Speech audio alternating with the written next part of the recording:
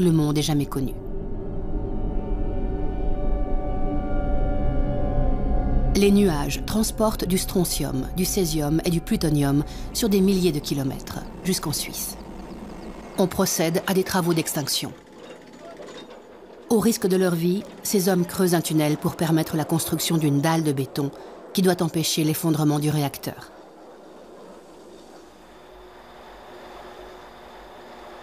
Le taux de radioactivité est si élevé que beaucoup d'entre eux mourront ou développeront un cancer.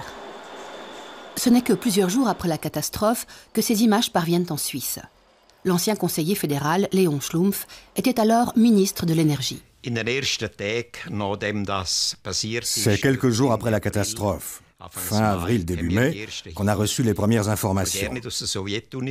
Pas en provenance du RSS, mais par le biais de la Suède.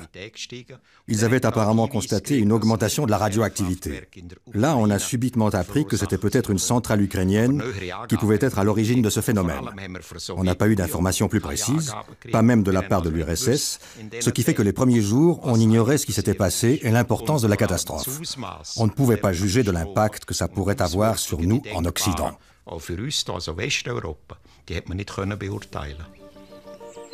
26 avril 1986, une journée de printemps ordinaire. Personne en Suisse ne se doute du danger qui menace. Otto Huber, aujourd'hui décédé, était alors professeur de physique et président de la commission de surveillance de la radioactivité. Après Tchernobyl, il deviendra conseiller du président de la Confédération, Alphonse Egli. Sa femme est médecin. Oui, je m'en souviens très bien. C'était le jour du mariage de notre fille aînée. Mais on ne savait absolument rien. On a fêté toute la nuit et le lundi, mon mari est parti à Fribourg, comme d'habitude. Le soir, il m'a appelé pour me dire qu'il ne rentrerait pas à la maison, qu'il allait à Berne, au bunker, comme il l'appelait, une sorte de cave près du palais fédéral. Les premiers gros titres des journaux font la une le 30 avril. Ils suscitent crainte et terreur. Ce même jour, le téléjournal diffuse pour la première fois des informations sur Tchernobyl. Mais personne ne sait exactement ce qui s'est passé.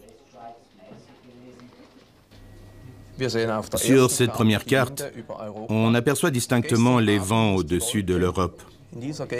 Il semble que hier soir, le nuage ait atteint la frontière autrichienne. Depuis, il s'est dirigé rapidement vers la Suisse. Avant l'accident du réacteur, le professeur Huber avait déjà installé plusieurs stations de mesure de la radioactivité. En ce qui concerne la radioactivité, on était mieux préparé que ce qu'on a pu dire. On avait des points de contrôle partout et des instruments de mesure d'échantillons. On a fait des analyses et on a transmis les résultats.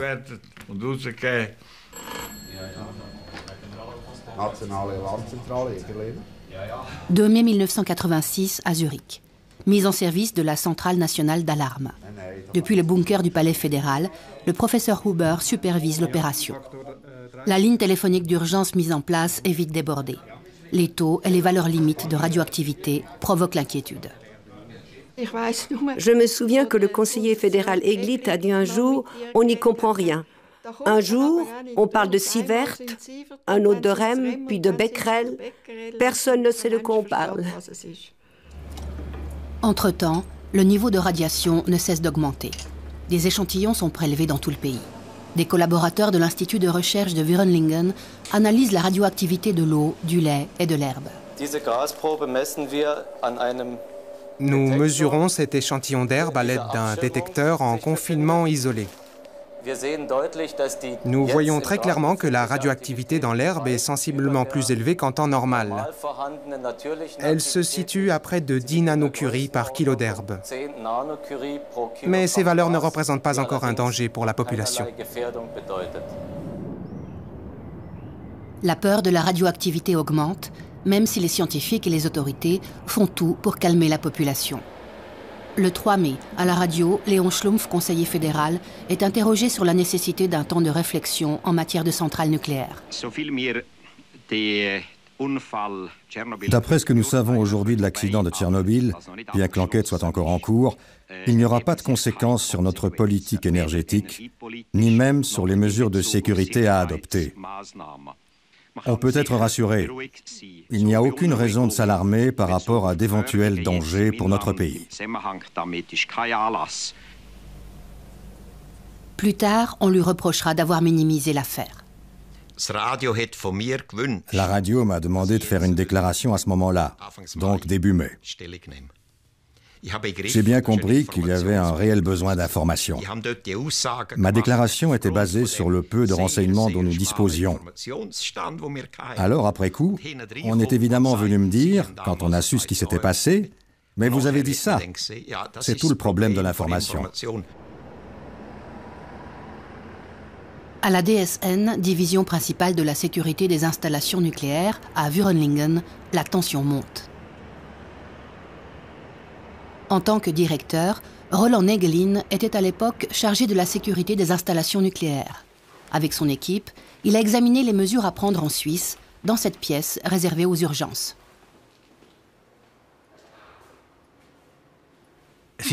Pour nous autres spécialistes, ça a été un choc. On savait en théorie que quelque chose de semblable pouvait se produire. Mais que ça ait vraiment lieu, c'était autre chose. Cet accident se situait à la limite supérieure de ce que l'on pouvait imaginer. En Biélorussie et en Ukraine, aujourd'hui encore, des millions de personnes vivent dans des régions contaminées par la radioactivité. Pour elles, il ne fait aucun doute que Tchernobyl est la cause de leurs nombreuses maladies. Les premières victimes des radiations sont décédées peu après la catastrophe. Volodya Pravik, 24 ans, capitaine des pompiers, a été le premier à recevoir la distinction de héros de l'Union soviétique pour ses mérites lors de l'explosion du réacteur. Sa mère vit dans la région de Kiev. Elle ne parvient pas à oublier son fils. Après son intervention, il a été transporté par avion dans une clinique spécialisée de Moscou. Quand j'ai rendu visite à mon fils à l'hôpital de Moscou, il marchait de long en large dans sa chambre. Je lui ai demandé pourquoi il était tellement brûlé. Il était brun foncé et il avait des graves brûlures aux mains. Je lui ai dit « Pourquoi tes mains sont tellement brûlées ?»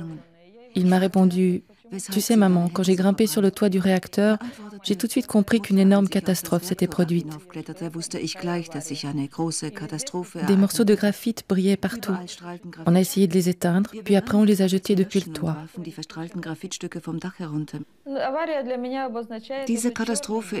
Cette catastrophe, c'est le pire souvenir de ma vie. Je ne l'oublierai jamais. Et mes petits-enfants et arrière-petits-enfants non plus.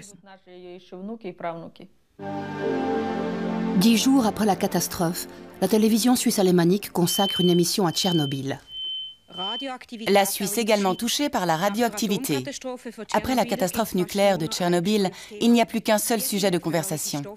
Combien de substances nocives sont-elles parvenues jusqu'à nous? Peut-on encore boire notre lait et manger nos légumes? Ce ne sont que 2 des questions que nous nous posons tous. Voilà pourquoi la DRS a réalisé ce programme spécial. Environ 1000 appels ont pu être traités, qui parfois ont pu recevoir une réponse de la part de nos reporters. À 18 et 19 heures, nous avons accueilli des experts dans notre studio. Ils ont pu répondre à un grand nombre d'interrogations. Mais pour beaucoup de ces questions, il n'est simplement pas possible de répondre par oui ou par non. Nous sommes dans une situation que nous n'avions pas du tout envisagée.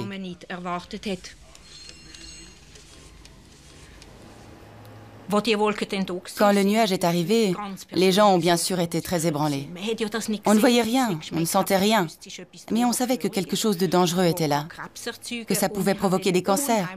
On a reçu un nombre considérable d'appels de la part de gens qui ne savaient pas ce qui était vrai et ce qui ne l'était pas, qui voulaient des conseils pour leur vie quotidienne. Madame Lotti Marty nous demande « Les poules aiment picorer l'herbe, les œufs sont-ils radioactifs ?» Monsieur Herman? Pour l'instant, je n'aurai aucune réticence à manger des œufs.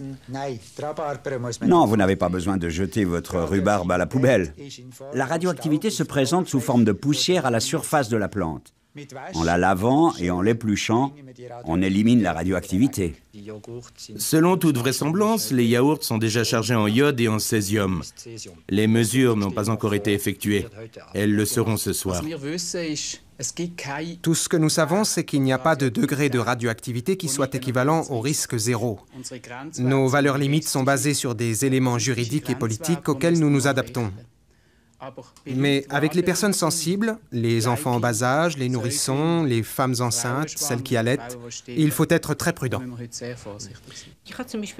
J'avais par exemple une amie à Bâle qui était enceinte et qui trouvait effrayant de ne pas savoir ce qu'elle pouvait manger, si ça n'allait pas avoir des conséquences sur son enfant. Oui, je m'en souviens bien. Les recommandations des autorités faites aux enfants et aux femmes enceintes de ne pas boire du lait frais provoquent de l'inquiétude. L'auteur de ces recommandations, le professeur Huber, s'était lui aussi fait conseiller par son entourage.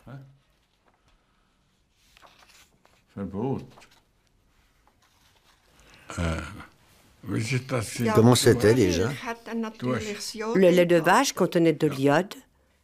Tu m'as alors appelé pour me demander si ça représentait un danger. On s'est dit qu'un nourrisson boit environ 7 décilitres de lait par jour. Alors évidemment, ça s'additionne. Je t'ai suggéré de défendre l'idée qu'il valait mieux que les jeunes enfants jusqu'à 2 ans ne boivent pas de lait frais, puisque c'est à ce moment-là que se forme la glande thyroïde. Alors en fait, c'est vous qui lui avez donné ce conseil? Oui, on en a discuté. C'était une question médicale, alors j'en ai profité. Ma femme en savait beaucoup plus que moi sur le sujet. L'inquiétude augmente.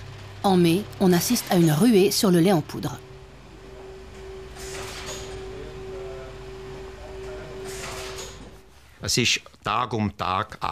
La tension devenait chaque jour plus forte.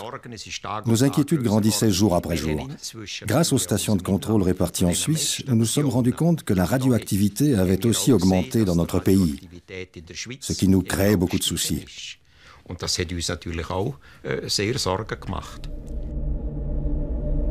Pripyat, ville fantôme située non loin du réacteur. Les autorités soviétiques ont procédé trop tard à l'évacuation de ces 50 000 habitants. Ceux-ci n'ont pu emporter que le strict nécessaire.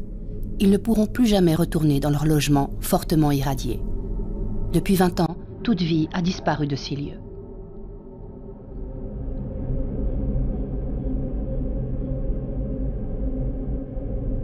« 350 000 personnes sont déplacées hors des régions contaminées par le nucléaire. Certaines souffriront toute leur vie des conséquences de la radioactivité.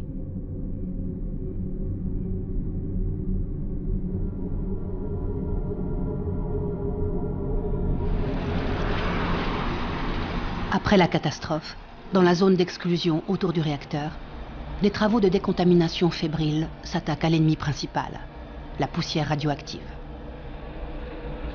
Des camions déversent leurs déchets n'importe où à l'intérieur de cette zone. Stockage définitif. Des cités entières sont rasées. Le risque d'incendie est important et il faut à tout prix éviter une nouvelle contamination de l'air.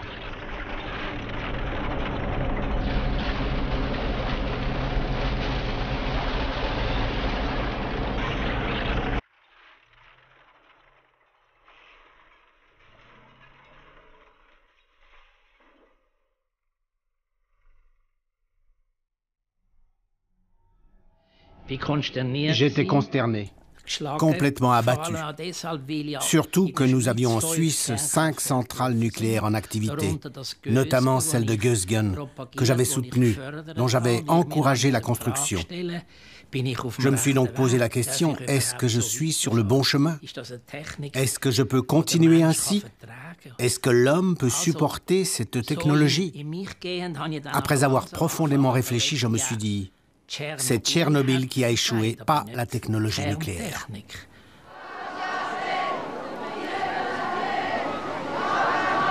En juin 1986, le Conseil national se réunit pour une session spéciale consacrée à Tchernobyl.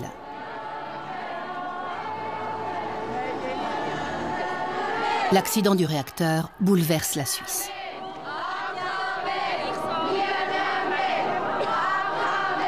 Une question essentielle se pose.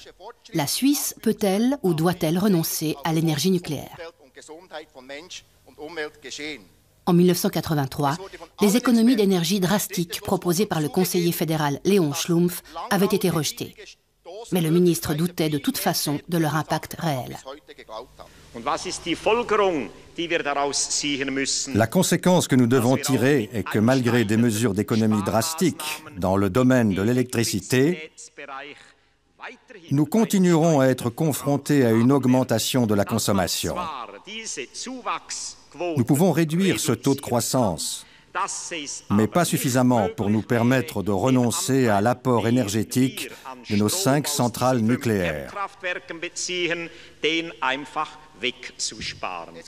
Au cours de cette même session, Helmut Hubacher, président du Parti socialiste, défend le point de vue des opposants.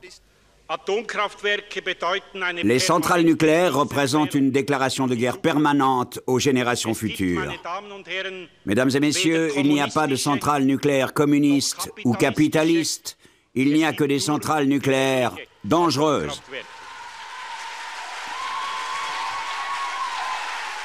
Malgré les applaudissements, aucune décision importante n'est prise. Un coup dur pour Helmut Hubacher, opposant de la première heure aux centrales nucléaires.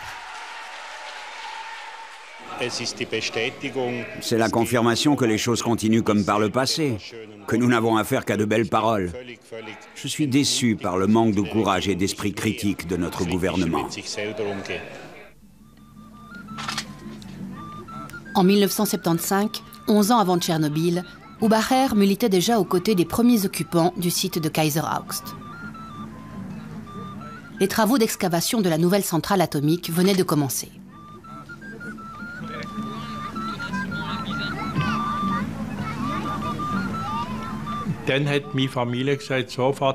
En fait, ce sont mes enfants qui m'ont dit « Écoute papa, il faut que tu viennes à Kaiser Augst à la manif ». Là-bas, j'ai pris conscience de la problématique nucléaire. Je me suis rendu compte qu'il y avait un sujet à approfondir, qu'il fallait que j'étudie vraiment la chose. Je peux dire qu'on m'a carrément traîné là-bas. En assistant à tous les débats qui avaient lieu, j'ai pris conscience que c'était une sorte de banc d'essai sur la question nucléaire. Je me suis très vite rendu compte du côté émotionnel que cela représentait, que quelque chose de singulier était en train de se passer.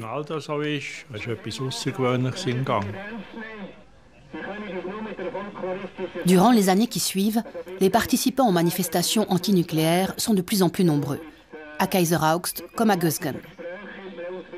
Bien avant Tchernobyl, l'énergie atomique subit les feux de la critique, notamment à Gösgen en 1977, lors de la marche de protestation de la Pentecôte. Nous manifestons contre la politique du fait accompli.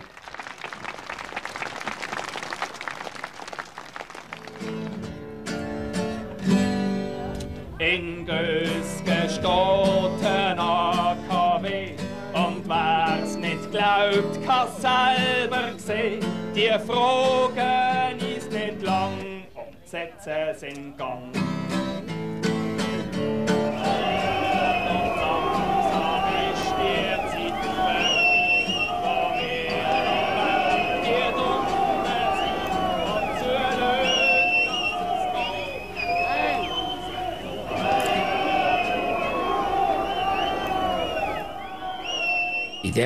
Dans cette région, je dois bien le reconnaître, on a assisté à un véritable soulèvement de la population. On pourrait dire un soulèvement de principe contre la technologie moderne. À partir de Kaiser Augst et d'autres exemples, ces gens ont eu l'impression que la technique ne protégeait pas l'homme, mais qu'elle lui était nuisible, qu'elle nous dépassait. C'était la confrontation écologie-économie.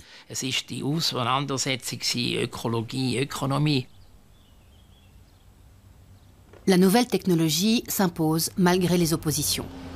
En mai 1981, Gösgen est inauguré officiellement par Michael Cohn, directeur de son conseil d'administration. Nous ne misons pas exclusivement sur le nucléaire. Mais avec Gösgen, nous présentons une solution pratique et responsable.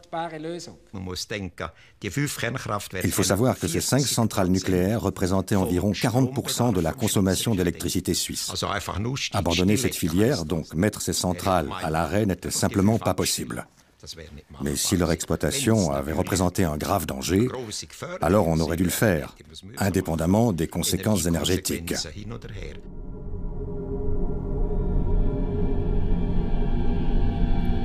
Au cours des semaines et des mois qui suivent la catastrophe, près de 800 000 ouvriers, surnommés les liquidateurs, sont mobilisés à Tchernobyl. Ils éteignent l'incendie, charrient des sacs de sable, déblaient les décombres et construisent le sarcophage, une gigantesque enveloppe de béton autour de l'installation calcinée et fortement radioactive. Aujourd'hui, beaucoup d'entre eux souffrent de leucémie, de problèmes cardiaques et de troubles du sommeil. Jusqu'en 2005, 125 000 liquidateurs sont décédés, selon la plus grande étude indépendante qui collecte les données scientifiques du monde entier. Juin 1986, la plus grande manifestation antinucléaire de tous les temps se déroule à Gösgen. 30 000 personnes exigent l'arrêt de toutes les centrales nucléaires de Suisse. Les familles sont nombreuses, l'ambiance est paisible. L'acceptation du nucléaire est au plus bas.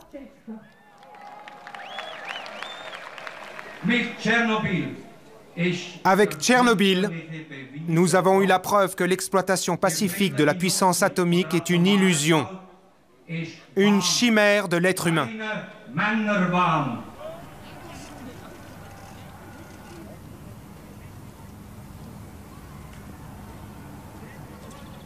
Entre les risques et les bienfaits de nos centrales, il faut peser le pour et le contre. Les autres moyens de production énergétique comportent aussi des risques. Nous disposons de moyens suffisamment bons pour contrôler la sécurité des installations suisses, et les personnes qui ont examiné la situation au sein de la DSN ont toutes été d'avis que l'on pouvait prendre la responsabilité de poursuivre l'exploitation de nos centrales. Quand on est venu nous dire qu'il fallait sortir du nucléaire, donc fermer définitivement les 5 centrales nucléaires suisses, je me suis tout de suite demandé à quoi ça pouvait servir du point de vue de la sécurité, puisque nous avons autour de nous, dans un rayon de 2000 km, 200 centrales nucléaires en activité.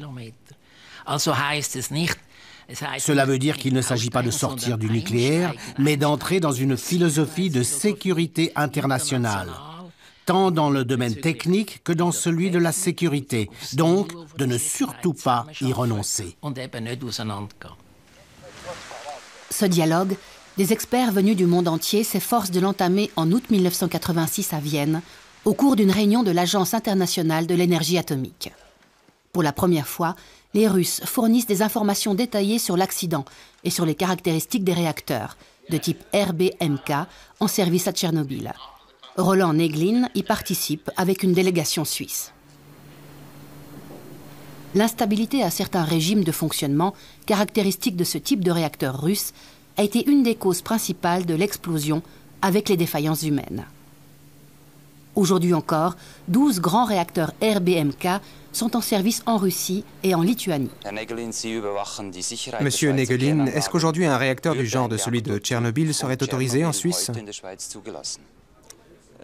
Non, nous n'aurions pas autorisé sa construction autrefois et nous ne l'autoriserions pas aujourd'hui.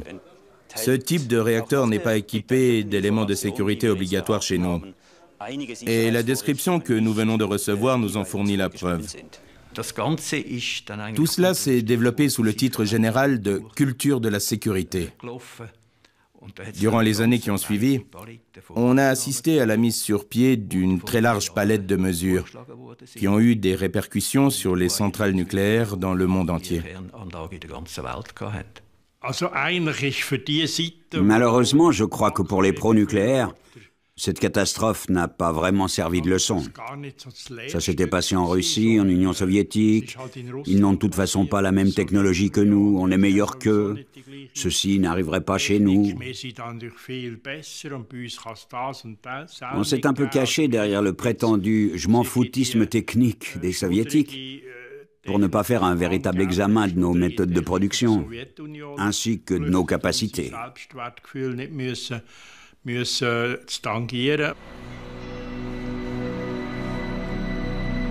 Tessin est le canton le plus touché par les retombées radioactives. C'est ici que les pluies ont été les plus abondantes. En été 86, la situation est très tendue. La radio et la télévision diffusent 2 fois par jour des informations sur les taux de radioactivité. Les femmes enceintes se sentent particulièrement concernées. Elles sont inquiètes. Les demandes d'interruption de grossesse affluent à l'Office cantonal de la santé de Bellinzone. Gianfranco Domenighetti décide de lancer une étude sur la question.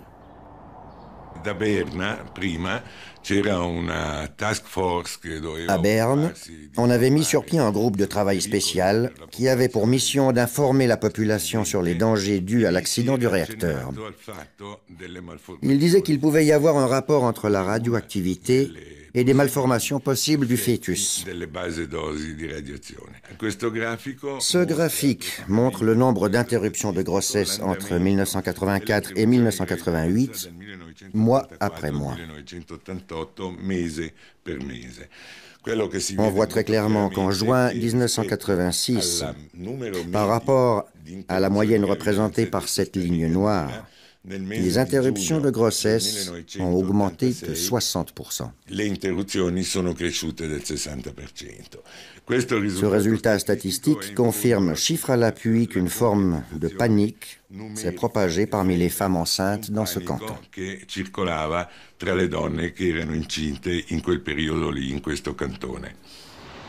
Une panique qui aurait sans doute pu être évitée.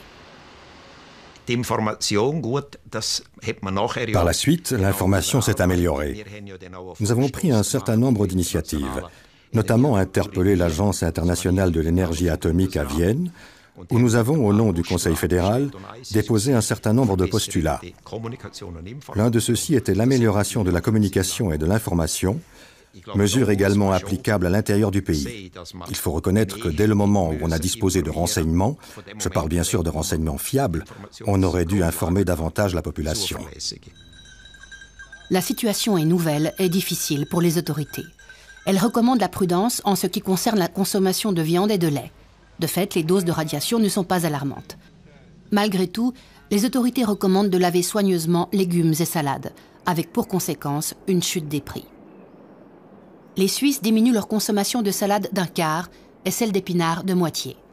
Les autorités sont confrontées à un nouveau problème. Des producteurs en colère exigent de la Confédération une indemnisation de l'ordre de plusieurs millions de francs. C'est uniquement dans les champignons et dans certains poissons du Tessin que le taux de radioactivité est critique. Les pêcheurs du lac de Lugano sont frappés d'une interdiction totale de la pêche.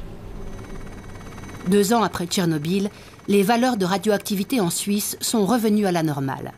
Mais l'accident n'est pas oublié. Un groupe d'experts examine la possibilité de sortir du nucléaire. Publiée en 1988, leur étude aboutit à la conclusion que l'abandon du nucléaire est réalisable, mais uniquement à condition d'appliquer une politique d'économie stricte et de promouvoir une utilisation efficace de l'énergie. Les résultats de cette étude suscitent un débat animé. Mais elle n'a que peu d'influence sur la politique énergétique. C'est alors que se produit ce que personne n'attendait. Les politiciens bourgeois entendent mettre fin au projet de centrale nucléaire de Kaiser Augst, initié 20 ans plus tôt. Même si on est convaincu que ce projet doit être réalisé, et toutes les personnes présentes ici ne sont pas celles qui sont responsables du blocage actuel de ce chantier, au contraire, elles étaient toutes de l'avis que cette centrale devait être construite, il faut bien convenir, si on est réaliste, que ce projet ne peut pas être concrétisé, qu'il doit donc être abandonné et enterré.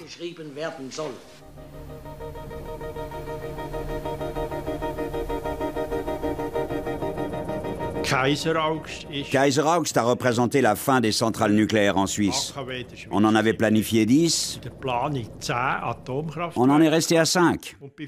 Betzno 1 et 2, Mühleberg, Gösgen et Leibstadt. On devait en construire 5 autres, mais avec l'abandon de Kaiser Augst, on a tiré un trait, on en est resté là. Ça, c'est à mettre au crédit de l'occupation du site. Toutes les personnes qui prétendent aujourd'hui que l'abandon de Kaiser Augst a été une remarquable action d'éclat passent sous silence les conséquences de cette décision. Le fait que nous sommes allés chez nos voisins français avec notre bon argent suisse et que nous leur avons dit allez-y, construisez une centrale pour nous, faites-nous un Kaiser-Augst français, ou alors répartissez sa puissance sur plusieurs sites et livrez-nous le courant que vous allez produire. Cette attitude est mesquine, il n'y a pas de quoi en être fier. Nous ne voulons pas d'une centrale parce que cela pose des problèmes, parce que nous avons peur, mais avec notre argent, nous encourageons les autres à faire le travail à notre place et à assumer tous les problèmes que cela pose. Nous, après, parce qu'on est des Suisses riches et qu'on leur a donné de l'argent pour ça, on profite du produit et on mène la belle vie. Ce n'est pas très élégant, tant d'un point de vue personnel que de celui de la population. Malgré l'abandon de Kaiser-Augst, rien ne change. En automne 88, la gauche et les Verts exigent une loi sur les économies d'énergie. Elle sera rejetée. C'est l'époque d'Énergie 2000, le programme du conseiller fédéral Adolphe Guy. Il ne prévoit guère de mesures politiques pour une utilisation économe de l'énergie. En revanche, en octobre 88, le nouveau ministre de l'Énergie lance un appel au bon sens de chaque citoyenne et citoyen.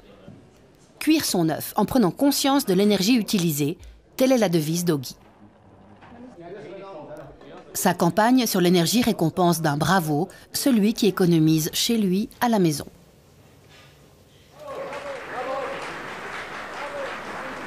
Le peuple suisse a désormais l'occasion de montrer qu'il n'est pas seulement fort en parole, mais aussi en actes.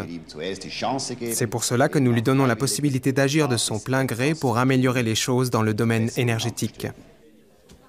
Pour les opposants aux centrales nucléaires, ces actions d'économie individuelle ne vont pas assez loin. Ils veulent sortir du nucléaire. Helmut Hubacher est membre du comité d'initiative. L'initiative Sortir du nucléaire nous semble être une proposition active pour modifier la politique énergétique. Non seulement pour la poursuivre en instaurant une phase de réflexion, mais pour essayer de provoquer un véritable changement de cette politique.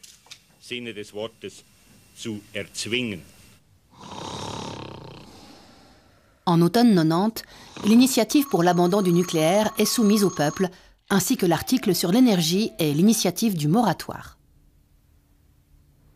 Le moratoire de 10 ans sur la construction de centrales nucléaires en Suisse est accepté, de même que l'article sur l'énergie. En revanche, l'abandon du nucléaire est rejeté.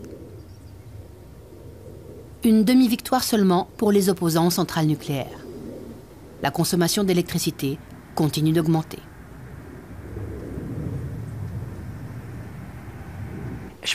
Une stratégie d'économie d'énergie a besoin d'un soutien politique. Le citoyen doit y participer. Les hommes et les femmes doivent se sentir concernés. Le jour de la votation, quand les gens doivent décider s'ils veulent ou non un nouvel impôt et que la majorité dit non, eh bien si cette majorité l'emporte, là, on est bien obligé d'accepter le verdict, d'accepter l'homme tel qu'il est. Moi, je prétends que nos amis les Verts font une erreur fondamentale, celle de s'adresser à l'homme tel qu'il devrait être, ce qu'il n'est pas.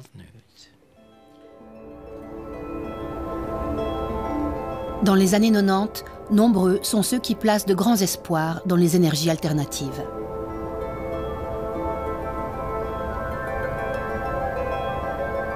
Selon les dernières prévisions, leur contribution à notre approvisionnement en électricité pourrait augmenter de 3% aujourd'hui à 10% d'ici 2035.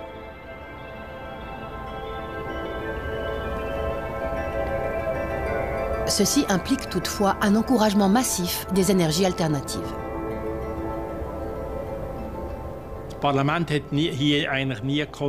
Le Parlement n'a jamais réussi à se décider pour une politique énergétique cohérente. C'est une caractéristique suisse.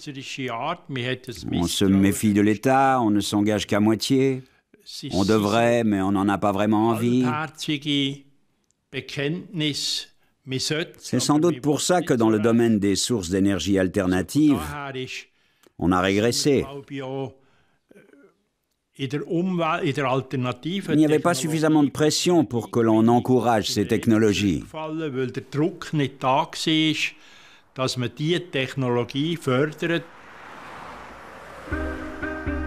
Plus de 20 ans ont passé depuis Tchernobyl.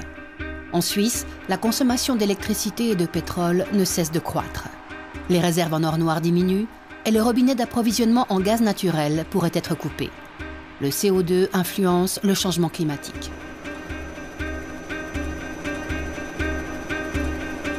Les catastrophes naturelles suscitent la crainte en Suisse et à l'étranger. Elles font apparaître l'énergie nucléaire sous un jour plus favorable. Je ne prétends pas que l'énergie nucléaire soit la meilleure, mais regardons ce qu'on nous propose. Qu'est-ce qu'on a d'autre? Une centrale au mazout, une centrale à gaz, un cycle combiné, puis les solutions alternatives auxquelles je ne suis pas du tout opposé, le solaire, l'éolien, etc. Tout ça, c'est très bien. Mais il faut poser le pour et le contre. Pour le gaz et le mazout, qu'en est-il du CO2, par exemple? D'un côté, on a mis en place une politique pour le CO2. On parle tous les jours du centime climatique ou de taxes sur le CO2, mais on ne sait toujours pas comment réduire ces émissions. Et si on construisait des centrales de ce type, ces valeurs nocives augmenteraient. Moi, je suis d'avis qu'il faudrait dire ça à chaque citoyen, qu'il puisse se faire une idée et en tirer les conséquences. Effectivement, un vent nouveau se lève.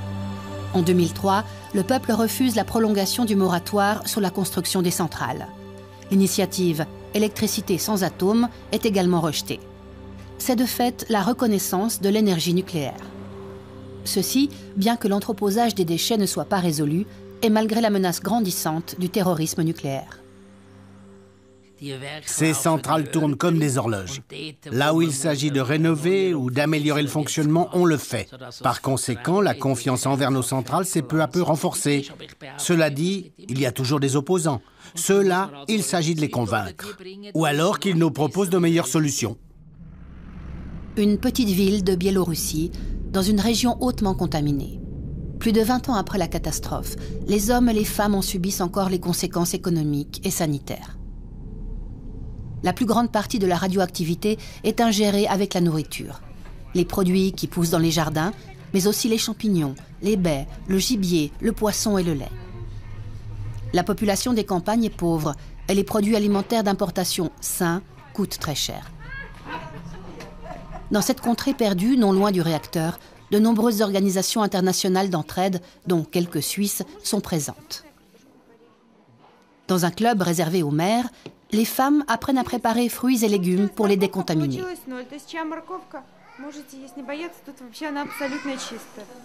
Ici, elles peuvent faire contrôler le taux de radioactivité des légumes de leur jardin. Après la catastrophe, la clinique de la ville biélorusse de Gomel a enregistré une augmentation dramatique des cancers de la thyroïde chez les enfants. Aujourd'hui encore, ils sont nettement plus vulnérables aux maladies qu'avant la catastrophe. Pour des raisons inexpliquées, cette fillette et sa mère perdent leurs cheveux. Presque tous les enfants ont un système immunitaire déficient. Selon le dernier rapport de l'Agence internationale de l'énergie, les conséquences sanitaires de Tchernobyl seraient nettement moins graves que ce qu'on pensait jusqu'ici. Cet avis n'est pas partagé par les mères qui fréquentent cet hôpital. Chez nous, en Biélorussie, tous les enfants sont affaiblis.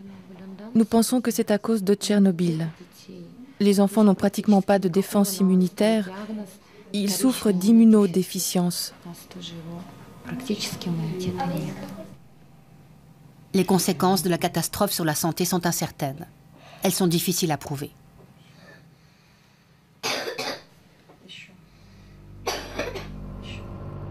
Entre 1991 et décembre 2000, tous les réacteurs de Tchernobyl ont été définitivement arrêtés. Le sarcophage menace de s'effondrer. On prévoit de construire une immense enveloppe protectrice pour recouvrir cette ruine extrêmement dangereuse. Un projet de visée à plusieurs milliards de dollars, financé par la communauté internationale, dont la Suisse.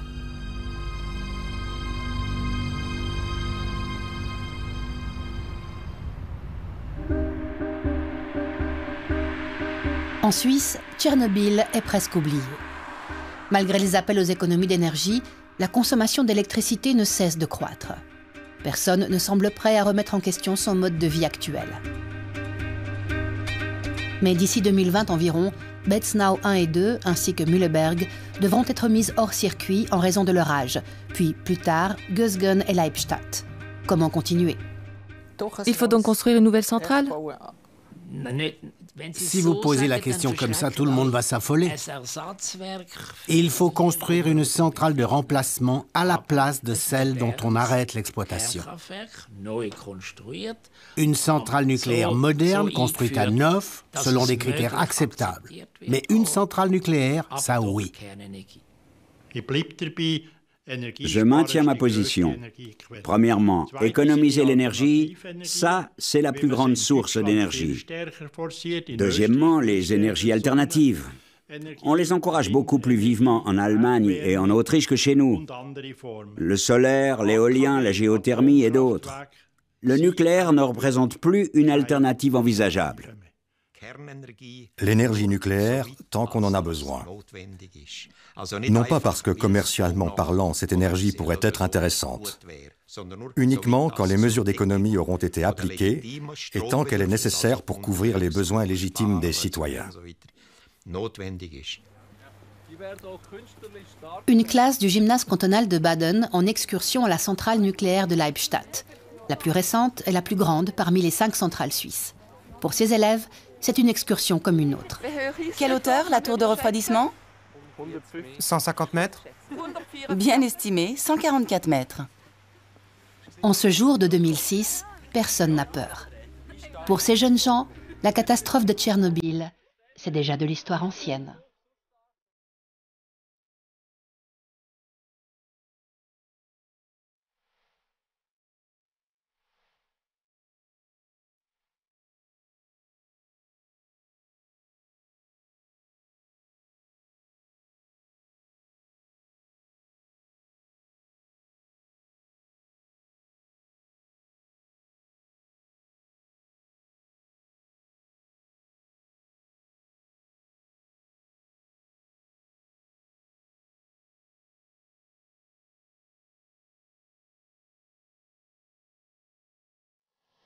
Vous souhaitez revoir ce documentaire ou le faire connaître à vos proches?